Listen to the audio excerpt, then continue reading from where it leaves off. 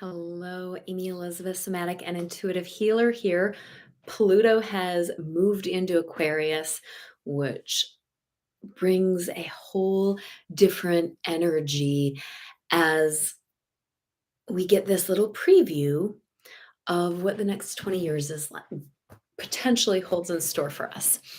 So this morning, as I was getting ready to leave for work, I walked into the dining room thinking to myself, I wonder exactly what time Pluto moves into Aquarius. My phone dinged, I picked it up, and I got a notice Pluto's moved into Aquarius. So when we're working with these energies, we can be really present with them. And it is just another one of those you can't make it up moments. So let's talk a little bit about who Pluto is, what Pluto in Aquarius could look like, what energies it's calling for, and why this matters. It's a big deal. Pluto has been in Capricorn since 2008 for the past 15 years. And I recently, as with most things, I heard it when I could hear it. And I was like, oh, I've been in business for 15 years. Pluto moving into Capricorn moved into a portion of my chart that asked that I completely transform what my day to day life looks like. These are big generational signatures. Pluto has an orbit that, per NASA, takes 248 years to move around the sun. He is retrograde half of the time. He is direct the other half of the year, calendar year. And there is, for me, there feels like there's an extra oomph to this ingress because the sun moved into Aries, launching the shamanic new year on the 20th. We had a full moon in Aries on the 21st, which is a marker of an astrological new year. And we get two of those this year, one on the 21st of March and one on the 19th of April. We don't get two Aries new moons very often, and we get Pluto changing signs even less. So, Pluto has been in Capricorn, which is really about our relationship to top down authority. Pluto archetypally represents power. So, our relationship to Pluto represents our relationship to power. And Pluto in Capricorn represents our relationship to authority, our relationship to power, how we negotiate or how we give away our power. Archetypes and working with archetypal energies is really about working with the energy of power. How do we negotiate power? Because everything is a power negotiation in life. We start out life oftentimes asking the question, well, what is my purpose in life? What is my purpose? And we go on this search to find our purpose.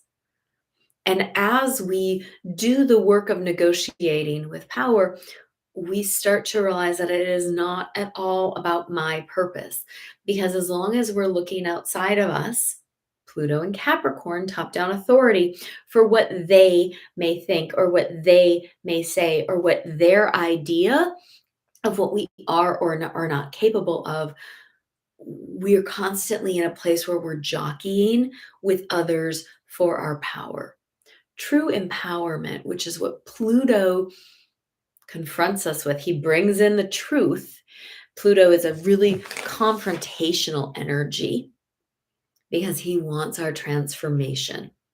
So this time, this past 15 years, there's a period at the end of Pluto's transits where he dances in and out of a sign. He officially really moved into Capricorn in 2008 and stayed there. That was the end of his dancing. And today, March 23rd, 2023, marks the start of his dance between Aquarius, which is innovation and moving things differently. It's also in its shadow utopia. Now, how can I say that utopia is a shadow aspect? Well, because for some people, their version of a utopia is other people's version of a dystopia. So the shadow of Aquarius is hive mind. The shadow of Aquarius says that we must all conform to all think the same. It's this hive mind aspect. And utopia is really about a hive mind.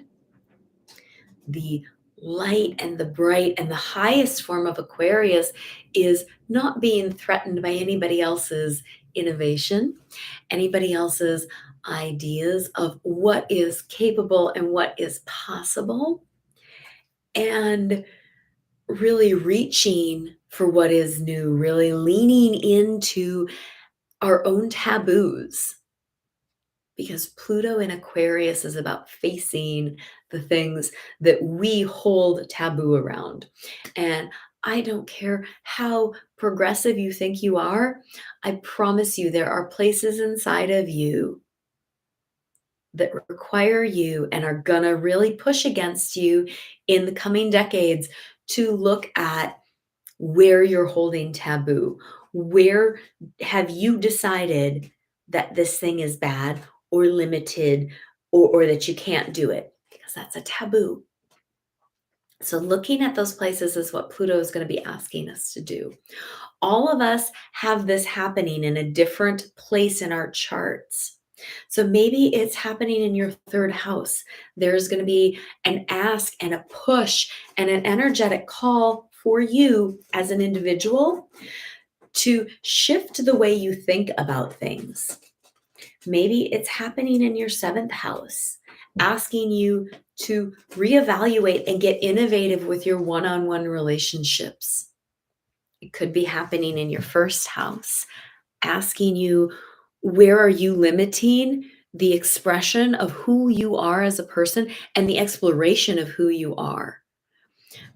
Pluto is bringing in big truths. He's bringing in confrontation. And while I've said this is the first time he has moved into Aquarius since 1778, this period between March 23rd and June 11th is like a movie trailer for coming attractions. We get to dip in to the Aquarian energy with Pluto and just be open, just be paying attention to the messages that are showing up, to the themes that are repeating between now and June 11th, because Pluto is going to station retrograde at 0 degrees of Aquarius. So there's this activation, there's this initiation to go right along with the initiation of Aries season, the start of the shamanic new year, to go right along with the initiation of that Aries new moon that took place the day after. Pluto was involved in all of that energy because he was sextile that energy. There is a big ask of how are we going to create something new? And Pluto is wanting us to focus the transformation on the portion of our chart where Aquarius is native. If you don't know what that means, you want to know what that means, reach out, because what we're all going to be doing, whether you are an individual, whether you are doing it with intention, or whether you are bumbling around with zero intention at all of making this transformation, we're all being asked to make it. This is a generational universal signature because he's one of the outer planets. He is not a personal planet. He is an outer planet. So for Pluto and Libra people, we're being asked to really up our transformation of how we see balance, how we see social justice, especially those of you that have Pluto at the end of Libra. These are going to be those of you in your early 40s. You're in your Pluto squares. What is it time for you to let go of as you move into the most transformational decade of the human experience, which is our age 40 to 50? We go through a whole series of astrological events, including the Pluto square. Because Pluto moves so slow, it is a once in a lifetime event and it takes time. And it's going to ask you and it's going to confront you with the things that aren't working. And maybe those things that aren't working are up in your 10th house and your job. Maybe they're down in your third house about the way you think. Maybe they're in your fifth house saying, hey, the way you are expressing in the world is not aligned with your heart. So it's time to transform these places. It's time to move in a different way. And we get this brief little movie trailer preview before Pluto's going to retrograde back into Capricorn and give us another shot at working, seeing, dealing, being with the ways that we hand over our power to authorities outside of ourselves. Now, working to say, how do I fit in to the purpose of life is very, very different because we're working with those energies then rather than negotiating the power. And I keep going back to this negotiating the power, negotiating the power, negotiating the power, because that is the theme that is really, really coming up for me is where are we negotiating away our power? The places we negotiate away our power are the places that are going to feel stickiest and ickiest and hardest for us to deal with. We are gifted with lessons constantly. We are on this ever evolving medicine walk. When I talk about Aries being the shamanic new year, we are walking into the spring. We're walking into this fresh time of birthing what lays ahead for all of us. And that looks different for each of us because it's hitting our life in different ways. It's hitting our life in different areas. It's hitting our life in different places. And we have this beautiful opportunity to really feel into how do I want my life to be textured? And I know that can sound like an abstract, Amy, what do you mean textured? I like my life to be spacious and cozy. And it's not that I'm not willing to work. Anybody who knows me well enough will tell you I am a ridiculous workhorse. I can put my head down and plow a field like nobody's business. That's because I have Taurus in my 10th house. And I understand that we build things by taking step after step after step after step after step. And we just keep taking those steps. It's a call for us to do our work. And everybody's work is going to look different. And our pursuit of our own empowerment honestly leads us to the realization that our empowerment is not about negotiating our power with other people. Our empowerment is really about surrendering to the flow of life. So I love that simultaneously Saturn on March 7th moved into Pisces. Now, Pisces is this nebulous, flowy, water vapory energy that says, hey, is there flow to your structure? Or is your structure restricting you? So we're back to that Pluto examining our taboos. What ways have you decided that structure is about limits rather than about freedom, rather than about flow, rather than about feeling the feelings and moving with what is present?